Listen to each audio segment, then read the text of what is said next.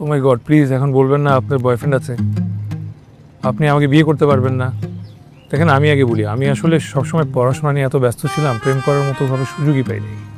অথবা এমন কাউকে কোনোদিন দেখিনি যাকে দেখে মনে হবে যে তার সঙ্গে আসলে বাকিটা জীবন আমি পার করতে পারবো। কিন্তু সেই দিন আপনাকে দেখার পর থেকে না আমি কোথায়? নিউ মার্কেটে।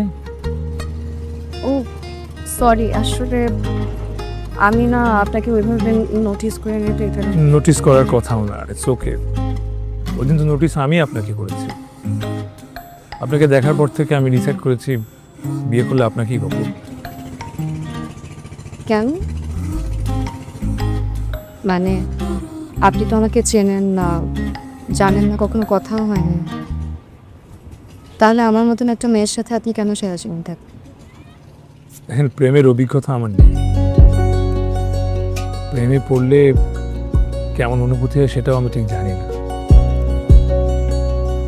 তো আপনাকে দেখা মাত্রই আমি মনে মনে কবুল বলে ফেলেছিলাম। এটা কি উপরওয়ালার একটা ইশারা মনে করতে পারি?